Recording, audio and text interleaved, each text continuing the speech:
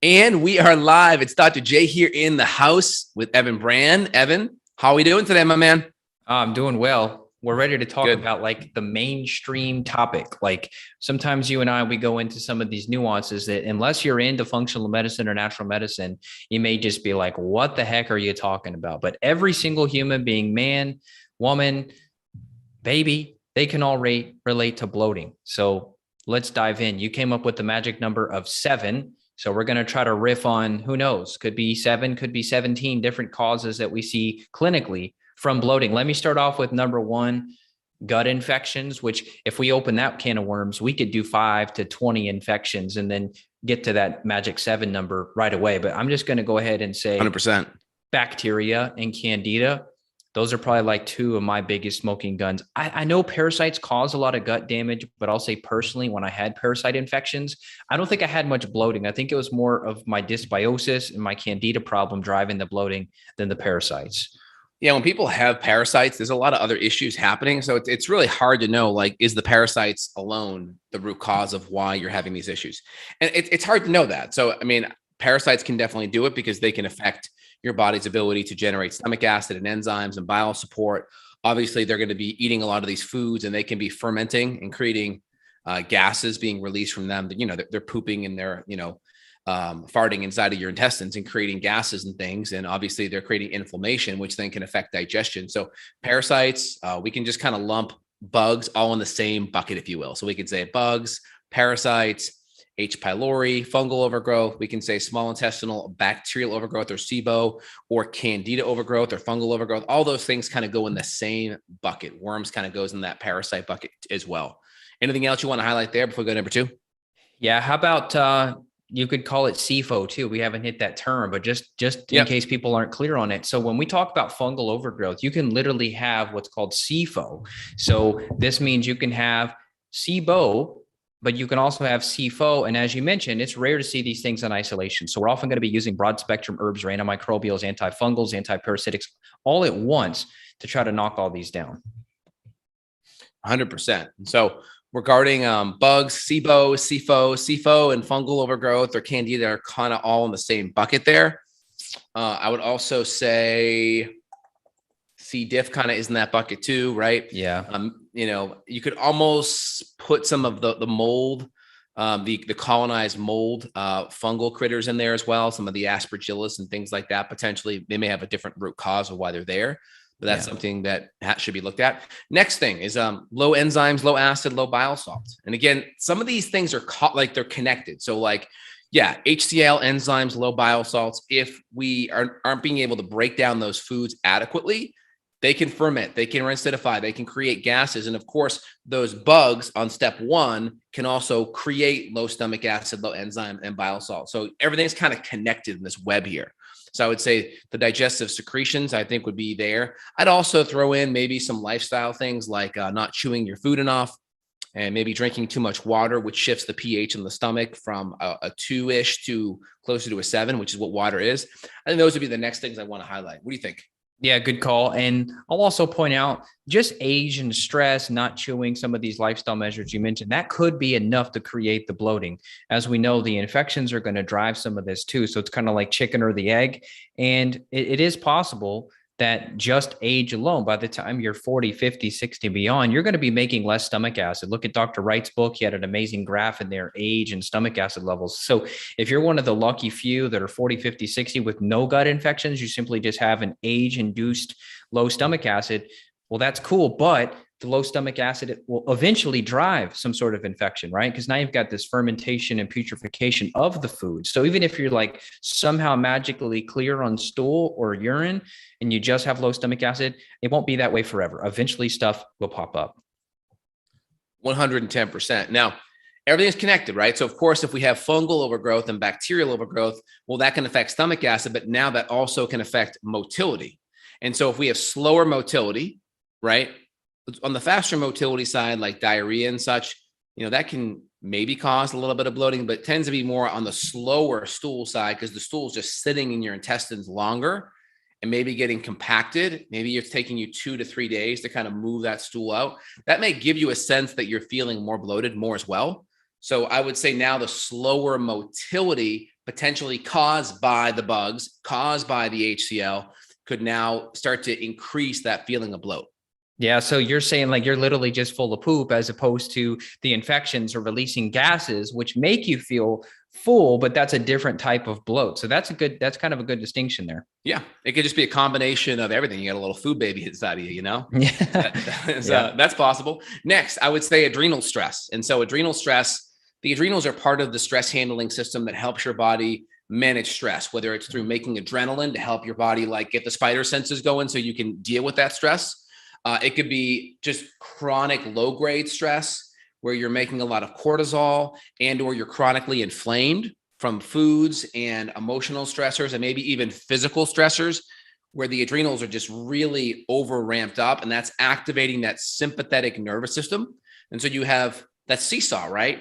And sympathetic's the fight or flight. That's the go, go, go. That's the gas pedal. The brake is the parasympathetic. They're on a seesaw. So it's hard to like double clutch, and have hit the gas and the brake at the same time. So usually if the sympathetics are up, the paras are down.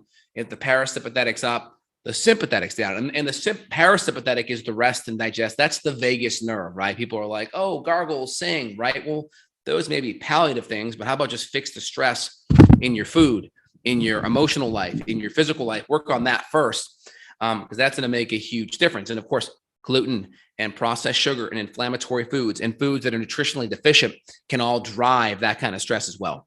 Oh, yeah. Okay. Well, let me piggyback off that then. So you've got the food adrenal connection, but how about just the food connection in general? I mean, if you've got dairy in the system, you've got gluten in the system, you're going to affect the tight junctions in the gut. So you're going to maybe contribute to leaky gut, but also you may have some bloating from that. Now, there are enzymes. I know you and I, we manufacture some custom enzymes and things that can contain what's called DPP4, which is an enzyme that can help break down gluten.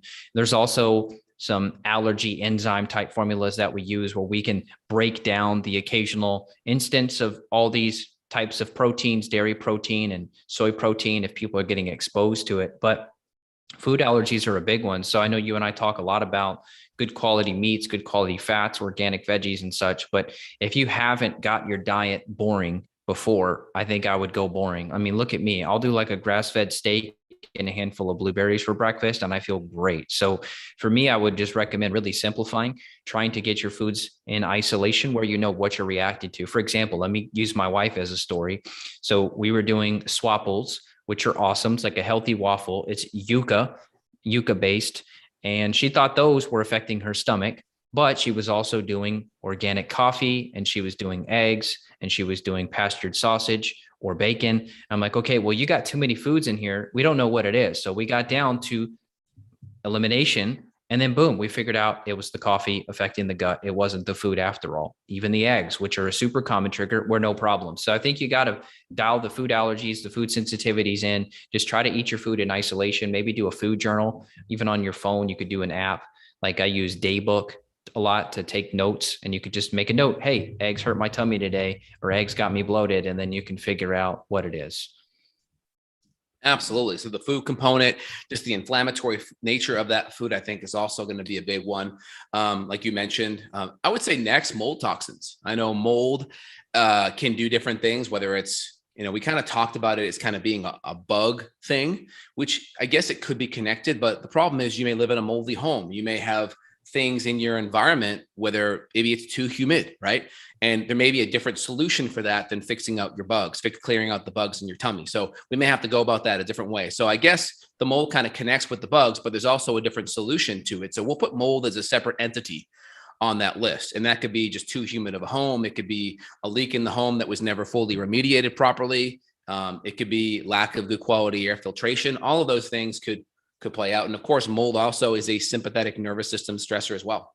Definitely. And they're two different categories because you can have two different situations. You can be colonized for mold, meaning you're growing it in your gut and sinuses, or you could just be a mycotoxin reservoir. And some people are lucky enough to where maybe their immune system was able to not allow the colonization, or maybe the exposure of the mold was not too long term. Therefore, they're just a reservoir of mycotoxins, but they're not growing it. That's a better situation. It makes our job easier if that is a situation.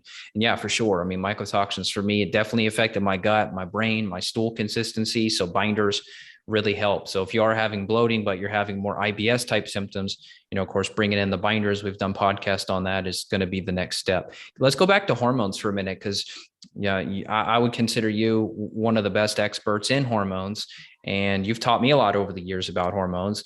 And I know that PMS, for a lot of women, PMS is a big deal. And not only is it mood changes, but it's bloating. So can you fill us in there? What's the hormone connection outside of cortisol to bloating? Yeah, so I would say out of the gates, low thyroid has a strong connection with affecting motility. So one of the side effects of low thyroid hormone, obviously, can be the conventional hair loss, cold hands, cold feet, eyebrow thinning of the outer third, maybe mood issues, maybe irritability. And obviously some of that overlaps with adrenal and female hormones and male hormones, but low thyroid also affects motility. And so low thyroid hormone could easily affect motility. And if we slow down that motility, that could easily allow more time for those foods to ferment, kind of create that food baby, if you will, just put more bulk in your tummy and just make you feel a little bit more bloated and distended. So it's very possible that thyroid could be playing a role in the whole situation. Okay, well, we talked about thyroid, and 90% of hypothyroid cases are Hashimoto's. So, we could just say Hashimoto's could be a cause. It's a roundabout way. It's a long route to get from Hashimoto's to bloating, but it does make sense. Yep, exactly. So at this stage of the game, female hormones can plug in, like if you have estrogen dominance, right? Lower progesterone, higher estrogen, relatively speaking, and or just lower hormones, that can create potential things that could affect motility via stress, via sleep.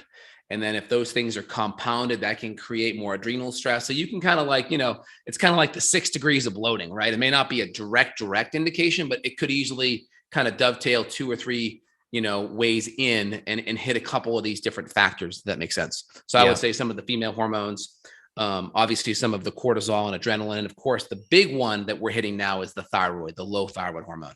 Yep. Is that number 5 or 6? I don't know. I think we got more of those. So how about just bowel obstruction? This is not going to be a common situation, but if somebody hasn't pooped in a week and they're listening to this podcast, you have to consider the possibility of bowel obstruction. Fortunately, this is pretty rare, but it does happen. Yep. 100%. And so that can definitely happen. And again, all these different things that we're talking about would be contributing factors of that, right? So that makes a big difference on that front. So we hit the enzymes, we hit the food allergens, we hit the bugs, we hit mold, we hit adrenal stress. That's 6. We hit thyroid stress. That's 7. I think we hit them all. Is there anything else you want to add as a bonus or value add for the listeners? Yeah. So any kind of autoimmune gut stuff. So celiac, Crohn's, ulcerative colitis, even diverticulitis in some cases could cause any and all of these issues we talked about in terms of bloating and stomach pain and all of that. So if you are seeing more than just bloating, you're seeing blood in the stool, or you're seeing floating stool, maybe there's a fat malabsorption issue. We could go into gallbladder potential issues there as well, where we need to use some extra bile salt. So I would just say any kind of autoimmune gut stuff is going to be a big one. Yep, 100%. Autoimmune is going to just create more inflammation. It's going to inflame the tissue. It's going to make it more raw. The more inflammation in the tissue and the more sensitive the intestines are, the more your adrenals and your cortisol and your fight or flight system will totally get activated. I think that's a really good step out of the gates here. I think we hit a lot of good things here. So we have food, we have low enzyme, we have low acid, we have bugs, we have mold, we have adrenal stress, right? We talked about thyroid. And then the last thing we talked about is just the bowel obstruction and or the autoimmune gut stuff. So I think we hit 7 to 8 there. So a little extra. So if you guys are listening, go ahead. Let me do the outro for you today. So today's shorter, and we want your feedback because we've done, I lost track. I know my podcast is over 400 episodes. I know you and I have done hundreds together. So we want feedback on this. We're coming up on 15 minutes. How do you enjoy a 15-minute podcast? Is this all you need? Do you enjoy the 30 to 45? What do you like? Because we could always go deeper, but eventually it becomes maybe rants or tangents. Today is just like boom, boom, boom. So please go on Justin, look up maybe his Instagram page, Justin Health, or Justin Marcagiani, look him up there, look up me, Evan Brand, send us a message and let us know. Because sometimes we forget to check the reviews. But yeah, send us a message maybe on Instagram. That'd probably be the best place. We don't use the Facebooks too much because of some of the censorship going on. But anyway, check us out. Send us a message. Let us know what you think. Is a shorter and sweet and boom, boom, boom episode, is that good enough for you? Or do you want deeper dive? Let us know. And then if you need help clinically, you could reach out. Justin works around the world with tons of people, thousands of people over the years, and he can run all sorts of labs to investigate these issues. So to reach out to Dr. J, justinhealth.com.